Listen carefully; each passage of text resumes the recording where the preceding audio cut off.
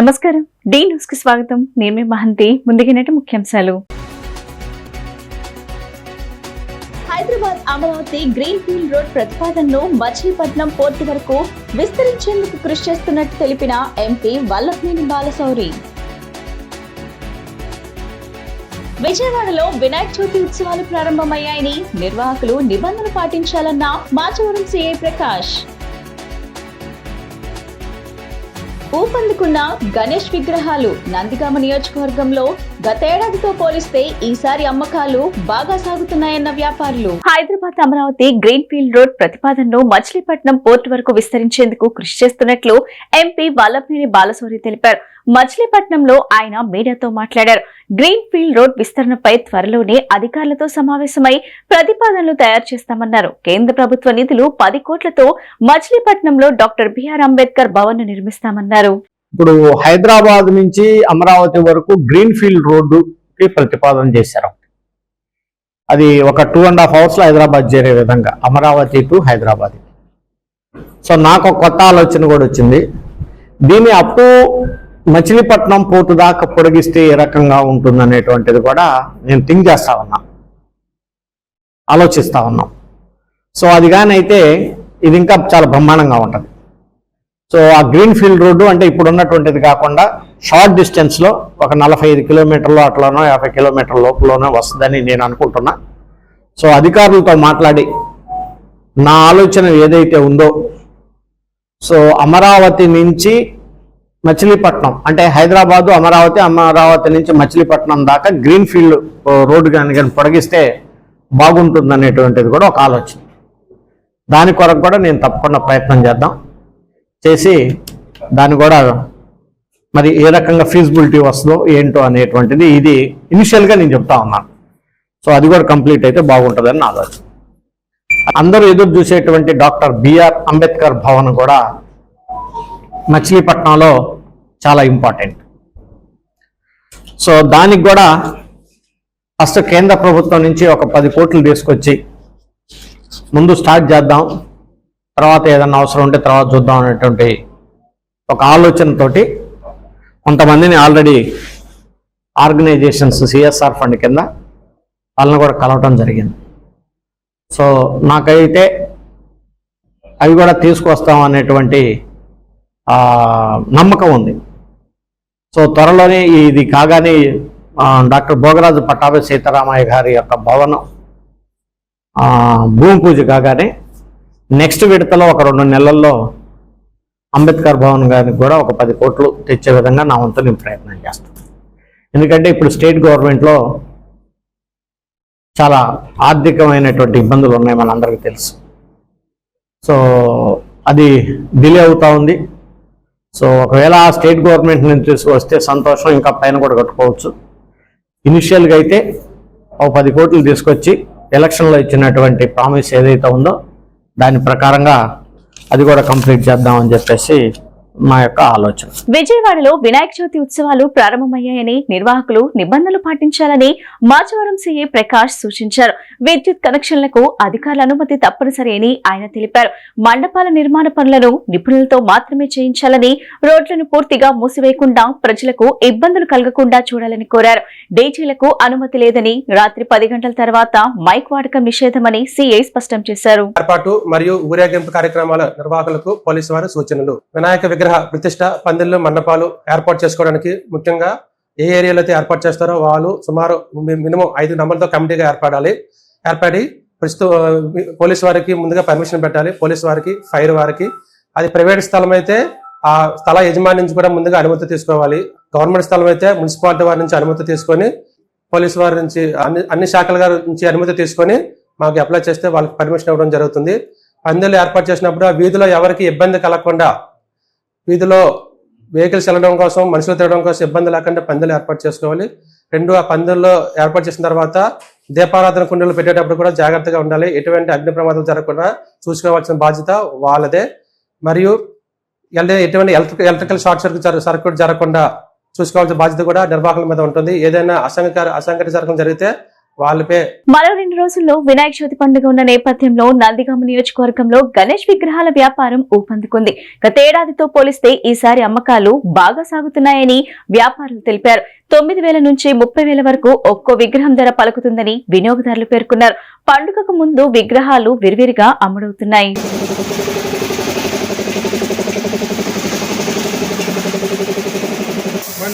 कभी का फोन में आता क्या नंबर मारा जाता बताए।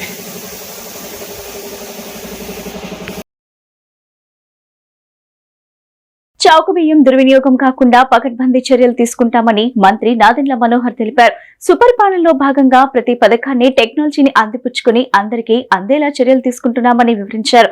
ఏపీలో మొత్తం 1,45,00,000 స్మార్ట్ కార్డులు ఉచితంగా అందించబోతున్నామని చెప్పారు. ఏపీలో స్మార్ట్ రేషన్ కార్డుల పంపిణీని ప్రారంభించారు. విజయవాడ వరలక్ష్మీ నగర్ లో మంత్రి నాదెండ్ల మనోహర్ కార్డులను లబ్ధిదారులకు అందజేశారు. ఈ సందర్భంగా ఆయన మాట్లాడుతూ చౌక బియ్యం దుర్వినియోగం కాకుండా పకడ్బందీగా చర్యలు తీసుకుంటున్నట్లుగా తెలిపారు.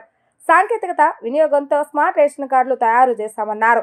వీటిలో క్యూఆర్ కోడ్ పొందుపరిచామని చెప్పారు. రేషన్ తీసుకోగానే కేంద్ర జిల్లా కార్యాలయాలకు సమాచారం అందుతుందని తెలిపారు.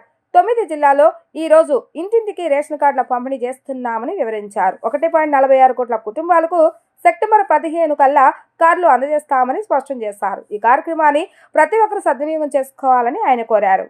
ఏపీలో స్మార్ట్ రేషన్ కార్డుల పంపిణీని ప్రారంభించారు. విజయవాడ వరలక్ష్మీ నగర్ లో మంత్రి నాదెండ్ల మనోహర్ కార్డులను లబ్ధిదారులకు అందజేశారు. ఈ సందర్భంగా ఆయన మాట్లాడుతూ చౌక బియ్యం దుర్వినియోగం కాకుండా పకడ్బందీగా చర్యలు తీసుకుంటున్నట్లుగా తెలిపారు. సాంకేతికత వినియోగంతో స్మార్ట్ రేషన్ కార్డులు తయారు చేశామన్నారు.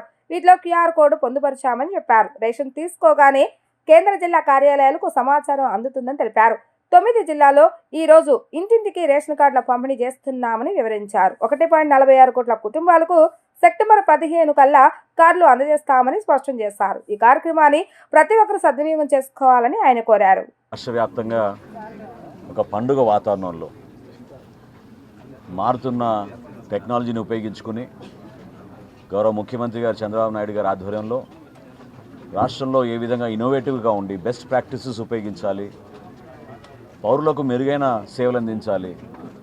ప్రత్యేకంగా పౌర సరఫరాల శాఖ నుంచి మేము కొత్త సర్వీసెస్ వాట్సాప్ కానివ్వండి, యాప్స్ కానివ్వండి, టెక్నాలజీని కానివ్వండి, మా దగ్గర ఉన్న సర్వర్స్ని కూడా ఆధునీకరణ చేసుకుంటూ ఎక్కడెక్కడ లోటుపాట్లు ఉన్నాయో సరి చేసుకుంటూ ఫేర్ ప్రైస్ షాపుల ద్వారా ఆ వ్యవస్థని ప్రక్షాళన చేసుకుంటూ గౌరవ శాసనసభ్యులు రామ్మోహన్ రావు గారు ఎప్పటి నుంచో ఇక్కడ జరుగుతున్న అవకతవకలపైన పీడిఎస్ డిస్ట్రిబ్యూషన్లో ఎండియు వ్యాన్లు వాళ్ళు చేస్తున్న దుష్ప్రచారం పైన అనేక సందర్భాల్లో లేవనెత్తారు. సో ఈరోజు గర్వపడుతూ మేము అందరం జిల్లాలో ఉన్న అనేక కార్యక్రమాలు 25వ తారీఖు నుంచి ప్రారంభించిన సందర్భంలో 9 జిల్లాల్లో ఈ రోజున ప్రత్యేకంగా ఎన్టీఆర్ జిల్లాలో పెనమలూరు నియోజకవర్గంలో ఈ అవకాశం దొరకడం అనేది మీ అందరం కూడా అదృష్టంగా భావిస్తున్నాం. ప్రతి ఒక్కరికి మంచి జరగాలి.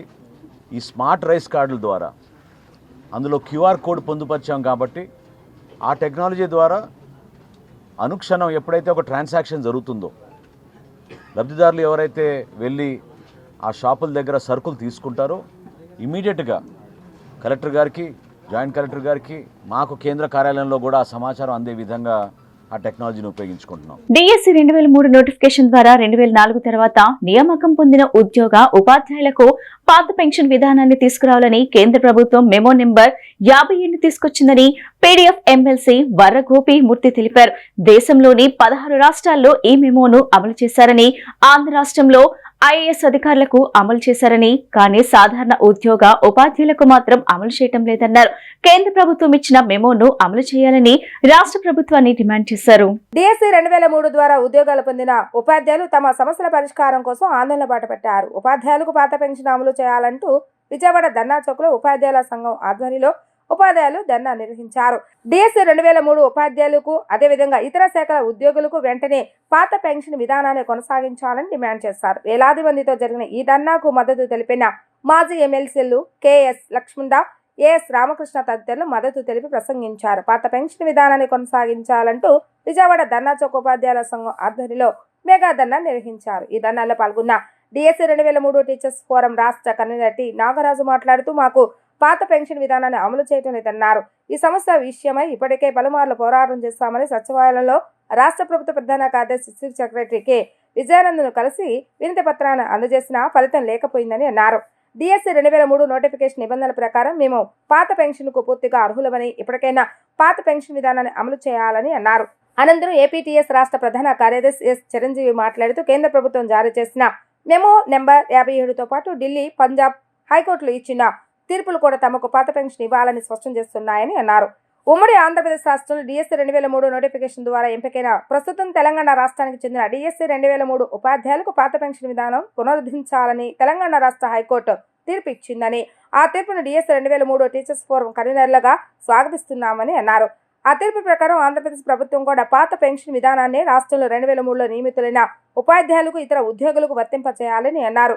మాకు చట్టబద్ధంగా రావాల్సిన పాత పెన్షన్ హక్కులను సాధించుకునేంత వరకు పోరాటం ఆపబోమని తేల్చి చెప్పారు. అనంతరం పిఆర్టీయూ రాష్ట్ర అధ్యక్షులు ఎం కృష్ణయ్య మాట్లాడుతూ రాష్ట్రంలో వివిధ శాఖలకు చెందిన సుమారు 11,000 ఉపాధ్యాయ ఉద్యోగ మరియు పోలీసులకు కేంద్ర ప్రభుత్వం మెమో 57 ప్రకారం పాత పెన్షన్ విధానాన్ని పునరుద్ధరించాలని అన్నారు. దేశంలో 16 రాష్ట్రాల ప్రభుత్వాలు మేము 57 అమలు చేసి న్యాయం చేశామని, ఆంధ్రప్రదేశ్ ప్రభుత్వంలోని మెమో 57 అమలు విషయంలో ద్వంద్వ నీతి కనిపిస్తుందని అన్నారు. ఇప్పటికైనా సమస్య పరిష్కరించకపోతే, పాత పెన్షన్ విధానాన్ని పునరుద్ధరించకపోతే ఆందోళన మరింత తీవ్రతరం చేస్తామని అన్నారు. మేము ఈరోజు ఇక్కడ ధర్నా చేయడానికి కారణం ఏమంటే, కేంద్ర ప్రభుత్వం దేశంలో జరుగుతున్నటువంటి అనేక పోరాటాల ఫలితంగా, అనేక కోర్టులు ఇచ్చినటువంటి తీర్పుల ఫలితంగా ఈ సిపిఎస్ను రద్దు చేయాలనేటువంటి ఒక ఆలోచనతో ఎవరికైతే 2004 కన్నా ముందు నోటిఫికేషన్స్ రిలీజ్ కాబడి ఉద్యోగాలు చేరారో వారందరికీ కూడా ఓపీఎస్ ఇస్తాము అనేటువంటి స్పష్టమైన హామీతో మేము 57ను 2020వ సంవత్సరం ఫిబ్రవరి 17న రిలీజ్ చేయడం జరిగింది. 2020 ఫిబ్రవరి 17 నుంచి నేటికి 66 నెలల కాలం గడిచిపోయింది. ఈ 66 నెలల కాలంలో రాష్ట్ర ప్రభుత్వం, ఆంధ్రప్రదేశ్ రాష్ట్ర ప్రభుత్వం అనేక ఉద్యోగులకు సంబంధించినటువంటి పిఆర్సీ ఇచ్చింది, పిఆర్సీ అయిపోయింది, మరో పిఆర్సీ రాబోతుంది. ఇట్లా అనేక కార్యక్రమాలు చేసినప్పటికీ కూడా ఒక 10,000 మందికి ఉపయోగపడేటువంటి మెమో 57 మాత్రం అమలు చేయకుండా నిర్లక్ష్యం వహిస్తోంది. 2003 డిఎస్సి ద్వారా ఎంపికైన ఉపాధ్యాయులు కొన్ని వేల మంది ఈరోజు విజయవాడ ధర్నా చౌక్లో ధర్నా చేస్తూ ఉన్నారు. ఈ ధర్నాకు మేము అందరం పీడిఎఫ్ తరఫున ఎమ్మెల్సీలు, మాజీ ఎమ్మెల్సీలు అందరం సంపూర్ణ మద్దతు తెలియజేస్తాం. కారణం ఏంటంటే 2003 డిఎస్సి ఉపాధ్యాయులు అపాయింట్ అయ్యేసరికి 2005 వచ్చింది. అది వాళ్ళ తప్పు కాదు. దాంతో వాళ్ళు ఓల్డ్ పెన్షన్ స్కీమ్లో ఉండాల్సిన వాళ్ళు సిపిఎస్ అంటే కాంట్రిబ్యూటరీ పెన్షన్ స్కీమ్లో ఉన్నారు. దీనివల్ల వాళ్ళు చాలా నష్టపోతూ ఉన్నారు. మరి వీళ్ళందరికీ కూడా ఓపీఎస్ అంటే ఓల్డ్ పెన్షన్ స్కీమ్ అమలు చేయాలని కేంద్ర ప్రభుత్వం మెమో నెంబర్ 57 ఇచ్చింది. ఈ రోజున 2003 డిఎస్సి ఫోరం ఆధ్వర్యంలో రాజధానిలో జరుగుతున్నటువంటి ఈ యొక్క పోరాటానికి ప్రోగ్రెసివ్ డెమోక్రటిక్ ఫ్రంట్ ఎమ్మెల్సీగా సంపూర్ణమైనటువంటి మద్దతు తెలియజేస్తూ ఉన్నాను. ఇందాక మన లక్ష్మణరావు గారు చెప్పినట్టు వాస్తవానికి 2004కి ముందు నోటిఫై వచ్చి 2004 తర్వాత నియామకం పొందినటువంటి ఉద్యోగ ఉపాధ్యాయులందరికీ కూడా పాత పెన్షన్ తీసుకురావాలని చెప్పి కేంద్ర ప్రభుత్వం మెమో నెంబర్ 57ని తీసుకురావటం జరిగింది.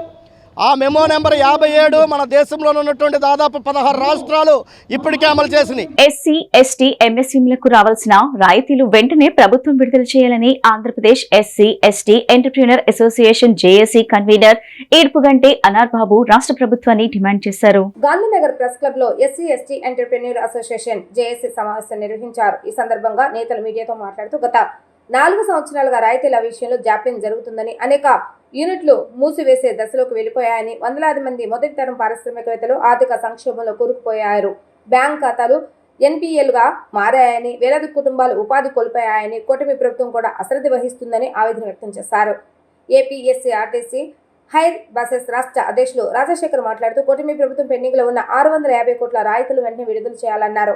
ఎంఎస్ఎంఈ మంత్రిత్వ శాఖ జోక్యం చేసుకుని న్యాయం జరిగేలా చూడాలని, పారిశ్రామికవేత్తలకు రక్షణ చర్యలు తీసుకోవాలని, ఎస్సీ, ఎస్టీ పారిశ్రామికవేత్తల సబ్సిడీ నిలుపుదల వల్ల తమ మీద ఆధారపడ్డ కుటుంబాలు రోడ్డున పడే అవకాశాలు ఉన్నాయని, ప్రభుత్వం చొరవ చూపి పెండింగ్లో ఉన్న బకాయిలను వెంటనే విడుదల చేయాలని, సబ్సిడీలు లేకుండా పరిశ్రమలు నిలవాలని, ఎంఎస్ఎంఈ, ఎస్సీ, ఎస్టీ పారిశ్రామికవేత్తలే సమగ్ర అభివృద్ధికి వెన్నుముక అని, దయచేసి కుటుంబాలను ఆదుకోవాలని విజ్ఞప్తి చేశారు. ఈ కార్యక్రమంలో నాగకుమార్, పెనమల, వెంకటేష్ ఉల్లి, Andhra Pradesh SC, ST entrepreneur association joint action committee సభ్యులు తదితరులు ఈ కార్యక్రమంలో పాల్గొన్నారు.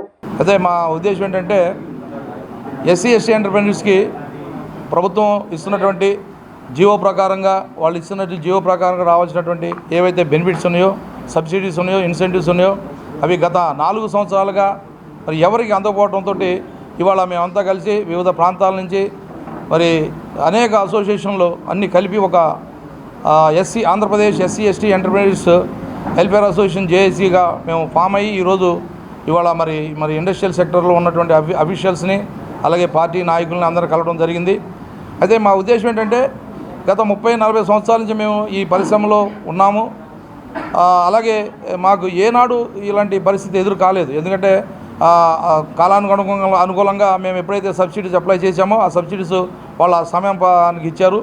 గత 4 సంవత్సరాల నుంచి చాలా ఇబ్బంది పెడుతున్నారు. ఎందుకంటే ఎస్సీ ఎస్టీలు పారిశ్రామికవేత్తలుగా చేయాలనేటువంటి కేంద్ర రాష్ట్ర ప్రభుత్వాల ఉద్దేశాలు ఏవైతే ఉన్నాయో దానికి అనుగుణంగా అనేక మంది వాటిని నమ్ముకొని మరి ఇవాళ మేము ఒక యూనిట్లు పెట్టుకోవడం కానివ్వండి, లేకపోతే సొంతగా వ్యాపారాలు చేసుకోవడం కానివ్వండి, ఇవాళ రోడ్డు మీదకి వచ్చి బిజినెస్ చేస్తున్నట్టు మాకు వాళ్ళు ఇస్తున్నటువంటి ఏవైతే తాయిలాలు ఉన్నాయో అవి ఒకతప్పుడు ప్రసంగాలు చేస్తూ ఏవో ఇచ్చేసామని చెప్పుకుంటూ వస్తున్నారు తప్పితే అవి అమల్లో ఇప్పుడు వరకు జరగలేదు. ఇప్పుడు రాష్ట్రంలో ఉన్న ఎస్సీ ఎస్టీ పారిశ్రామికవేత్తలకు సంబంధించి ఒక జేఏసీగా ఫామ్ అయ్యి జేఏసీ తరఫున మీడియా మిత్రుల ద్వారా మేము ప్రభుత్వానికి ఒక విజ్ఞప్తి చేస్తూ ఉన్నాం.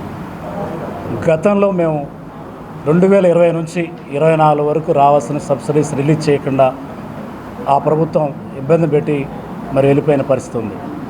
ఈ రోజున ఈ ప్రభుత్వం అందరం భాగస్వాములుగా గెలిపించుకొని వచ్చిన ఈ ప్రభుత్వాన్ని మేము కోరుతా ఉన్నాం. మీరు ఒక పారిశ్రామిక పాలసీని పెట్టారు.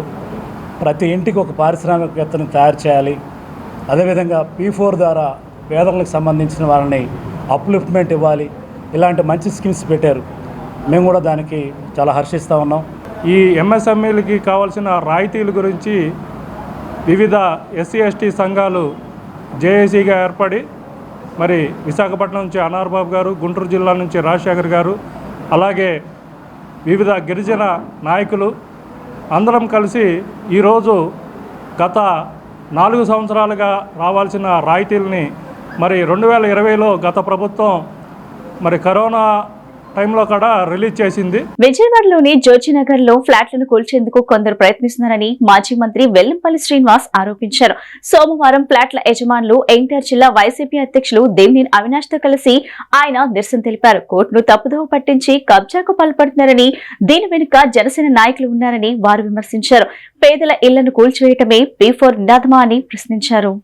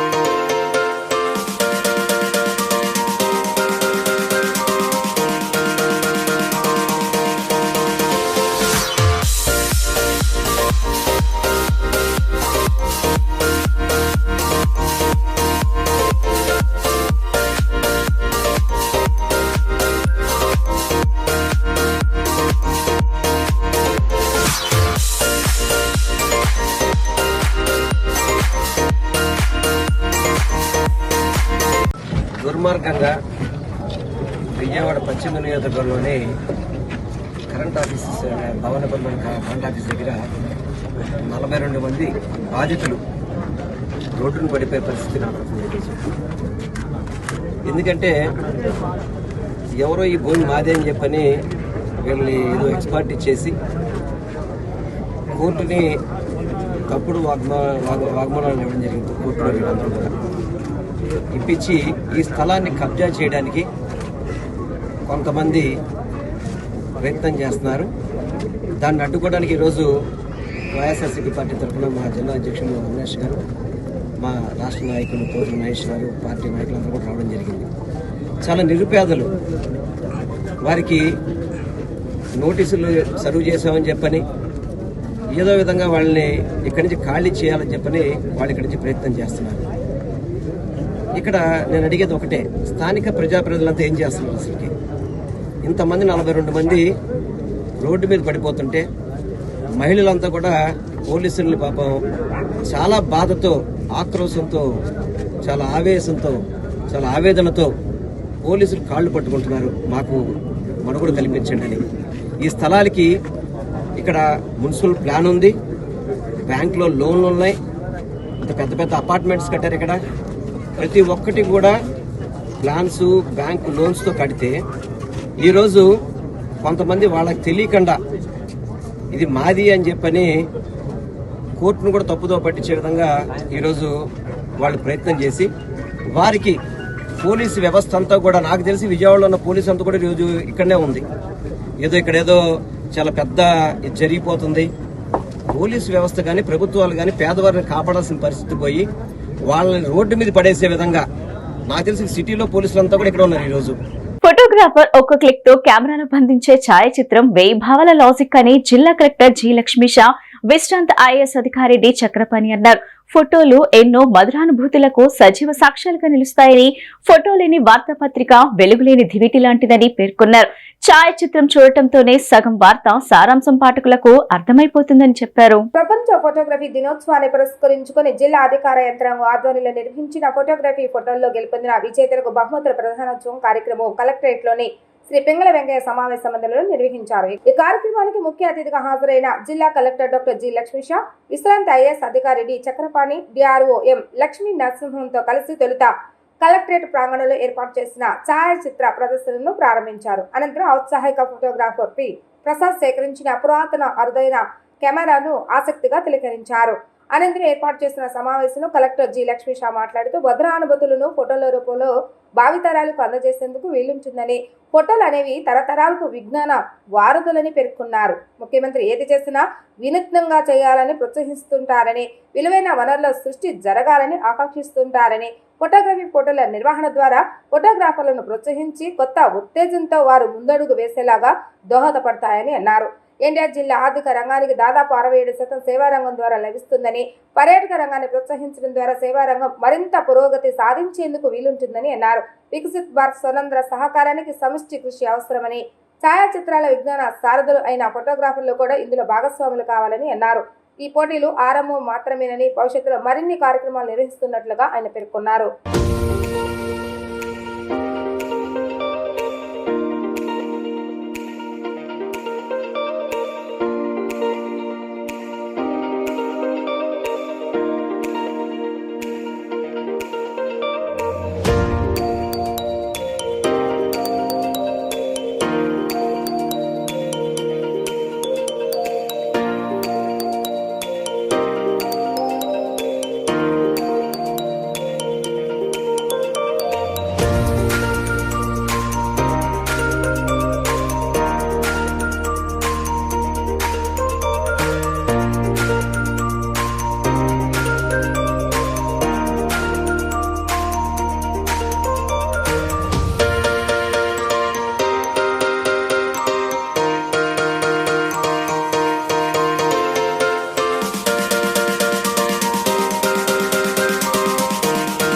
ఫోటోగ్రాఫర్స్ అందరికీ, ఈ జిల్లా యంత్రాంగానికి నా శుభాకాంక్షలు.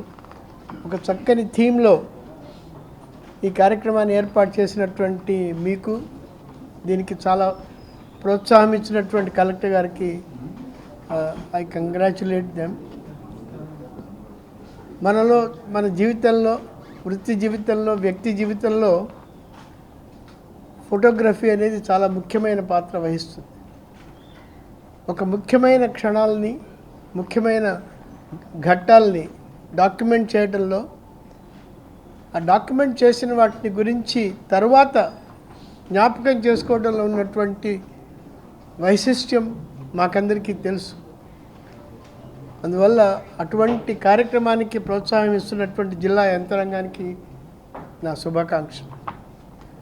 విజయవాడ అనేకమైనటువంటి కళలకి, కళాకారులకి రాజకీయ నాయకులకి ఒక ప్రత్యేకమైనటువంటి ప్రసిద్ధి ఉంది. ఈరోజు అంటే very happy that sir is here today. S Chakrapani sir గారికి, అలాగే మా ఆఫీసర్ డిఆర్ఓ గారికి, అలాగే ఐఎన్పిఆర్ ఆఫీసర్స్ మోహన్ గారికి, అట్లాగే టీం అందరికీ, అలాగే ఈరోజు కేంద్ర బిందువులు అవార్డు గ్రహీతలు, అలాగే ఈరోజు కార్యక్రమానికి కారణకర్తలైన ప్రతి ఒక్క ఫోటో జర్నలిస్ట్కి నా హృదయపూర్వక అభినందనలు. Good morning to everybody. So చాలా ఆనందం. మీ ఫోటోగ్రఫీ అంటే మీరు దాని వెనకాల ఎంత పరిశ్రమ ఉంటే, ఎంత పట్టుదల ఉంటే, ఎంత కష్టపడి, అంత ఫోకస్తో తీస్తే తప్ప అటువంటి ఒక మంచి మీనింగ్ఫుల్ ఫొటోస్ రావు. కాబట్టి మీ అందరికీ, ప్రతి ఒక్కరికి, ఈ మన జిల్లాలో ఉన్న ఫోటోగ్రాఫర్స్ అందరికీ, అలాగే ఈ కంటెస్ట్లో పార్టిసిపేట్ చేసిన ప్రతి ఒక్కరికి నేను హృదయపూర్వక అభినందనలు తెలియజేస్తూ ఉన్నాను. ఓకే, ఇప్పుడే జడ్జి గారు చెప్పినట్టు చాలా కష్టపడి ఆయన సెలెక్ట్ చేయాలి, ఎందుకంటే అన్నీ బాగున్నాయి, ఏది సెలెక్ట్ చేయాలో తెలియట్లేదు. అందుకే judges job is the most critical job and most అంటే స్ట్రెస్ఫుల్ ఆల్సో. కూటమి ప్రభుత్వం అధికారంలోకి వచ్చిన తర్వాత పెన్షనర్లను ఇబ్బందులకు గురి చేస్తుందని వైఎస్ఆర్సీపీ దివ్యాంగుల విభాగం అధ్యక్షుడు పురిపాటి దుర్గారెడ్డి మండిపడ్డారు. అనర్హుల పేరుతో వికలాంగుల పెన్షన్ తొలగిస్తుందని, వారు ఎన్నో ఇబ్బందులు ఎదుర్కొంటున్నారని, ఆత్మహత్యలు చేసుకునే పరిస్థితి వచ్చిందన్నారు. దివ్యాంగులకు తొలగించిన పెన్షన్లు వెంటనే విడుదల చేయాలని కోరుతూ విజయవాడ బందర్ రోడ్లోని కలెక్టర్ కార్యాలయం ముందు వైసీపీ దివ్యాంగుల విభాగం రాష్ట్ర అధ్యక్షులు దుర్గారెడ్డి ఆధ్వర్యంలో నిరసన కార్యక్రమాన్ని చేపట్టారు. ఈ సందర్భంగా ప్లకార్డులు చేతబూని తమకు న్యాయం చేయాలని నినాదాలు చేశారు. అనంతరం కలెక్టర్ కార్యాలయంలోని అధికారులకు వినతి పత్రాన్ని అందజేశారు. ఈ సందర్భంగా దుర్గారెడ్డి మీడియాతో మాట్లాడుతూ కూటమి ప్రభుత్వం దివ్యాంగుల జీవితాలతో చెలగాటమాడుతుందని అన్నారు. అనర్హత పేరుతో పెన్షన్ను నిలిపివేసి మానసిక క్షోభకు గురి చేస్తుందని అన్నారు. పెన్షన్ పెంచామని గొప్పలు చెప్తూనే లక్షల పెన్షన్స్ తొలగించి దివ్యాంగులకు అన్యాయం చేస్తున్నారని మండిపడ్డారు. సెప్టెంబర్ 1వ తేదీన నోటీసులు ఇచ్చిన అందరికీ పెన్షన్ అందించాలని, లేని పక్షంలో పెద్ద ఎత్తున రాష్ట్ర వ్యాప్తంగా ఉద్యమిస్తామని హెచ్చరించారు.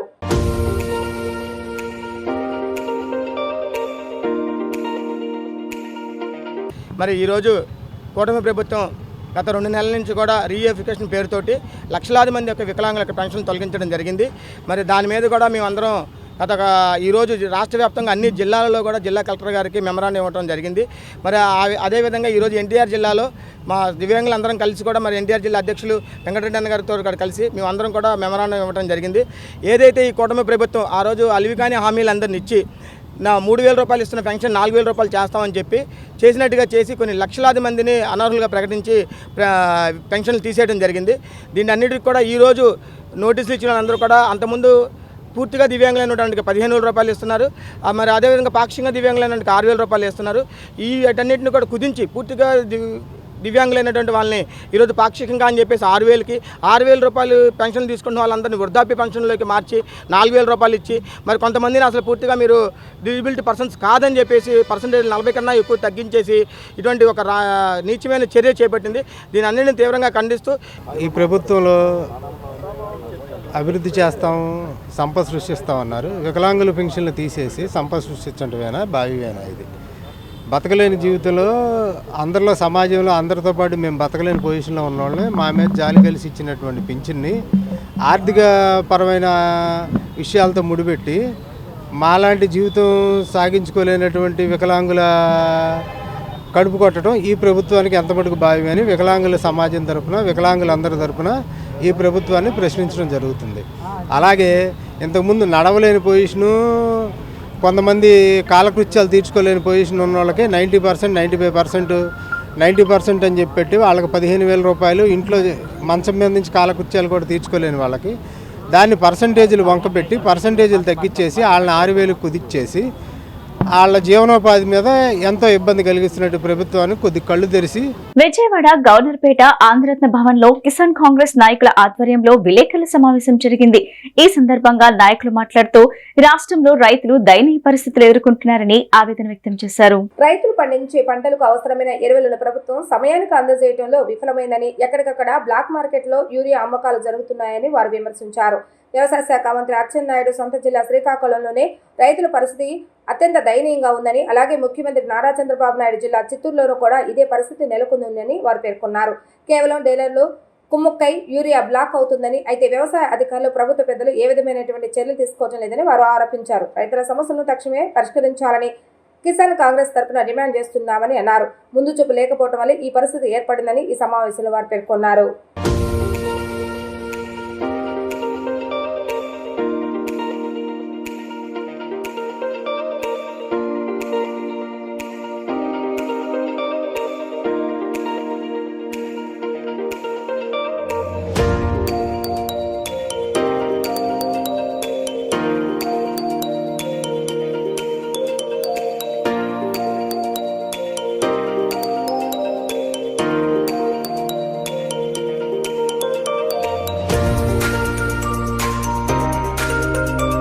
ఈరోజు ప్రధానంగా ఆంధ్ర రాష్ట్రంలో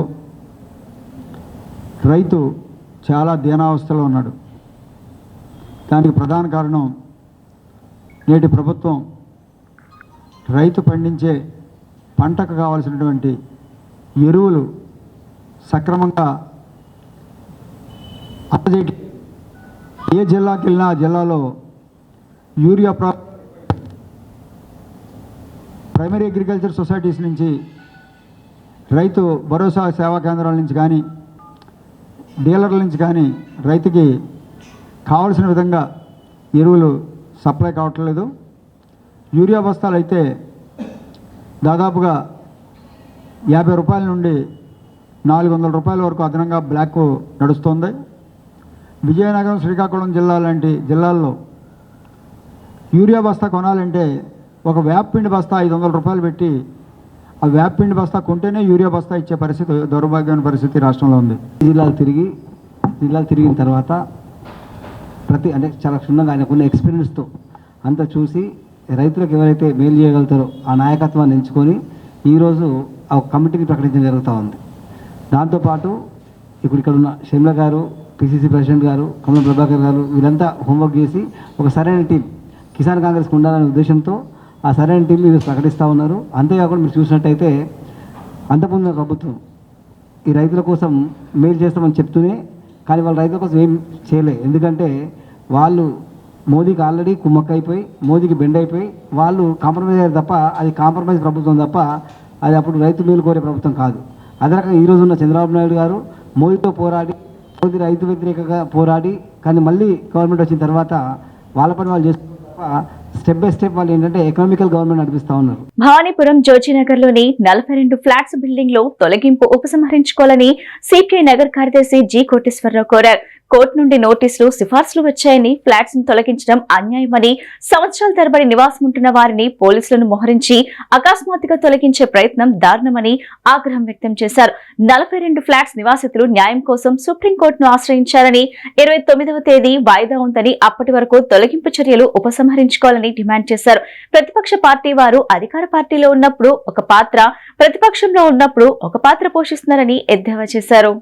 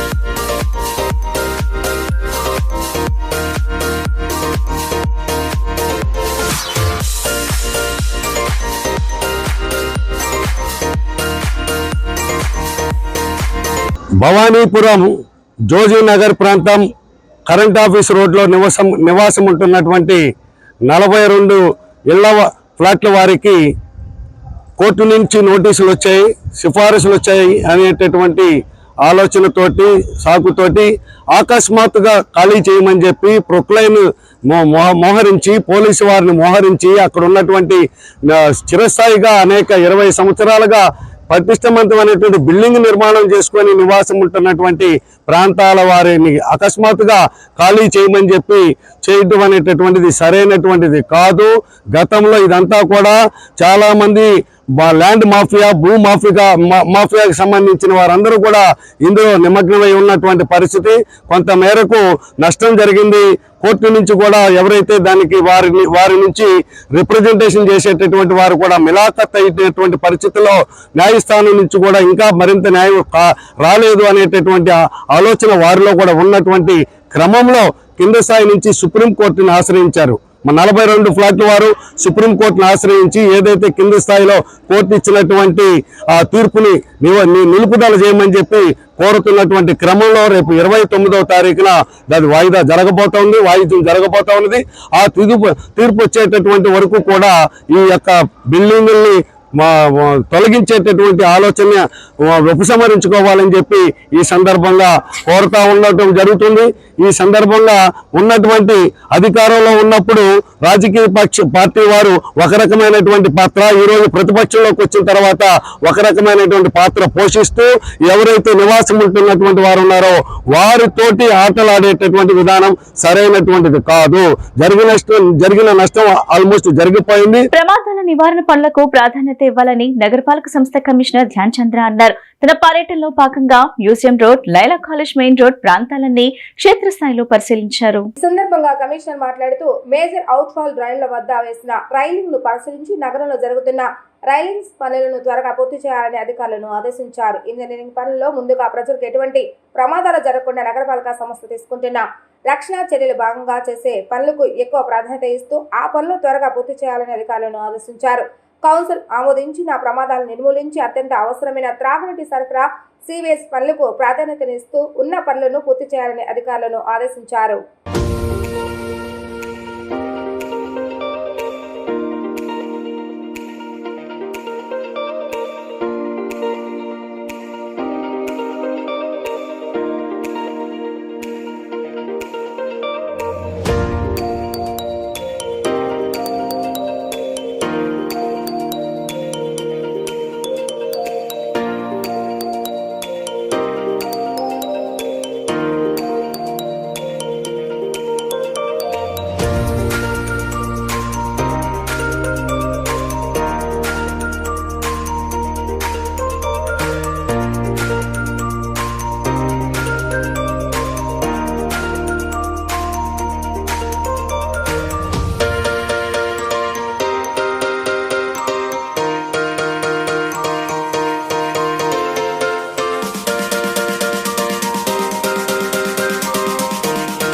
వార్తలు ముగించే ముందు ముఖ్యాంశాలు మరోసారి. Hyderabad Amaravati green field road ప్రతిపాదనను మచిలీపట్నం పోర్టు వరకు విస్తరించేందుకు కృషి చేస్తున్నట్టు తెలిపిన ఎంపీ వల్లభనేని బాలశౌరి. విజయవాడలో వినాయక చవితి ఉత్సవాలు ప్రారంభమయ్యాయని నిర్వాహకులు నిబంధనలు పాటించాలన్న మాచవరం సీఐ ప్రకాష్. ఊపందుకున్న గణేష్ విగ్రహాలు నందిగామ నియోజకవర్గంలో గతేడాదితో పోలిస్తే ఈసారి అమ్మకాలు బాగా సాగుతున్నాయన్న వ్యాపారులు. ఈ బులెటిన్ ఇంతటితో సమాప్తం. తిరిగి మరో బులెటిన్ కలుద్దాం. నమస్కారం.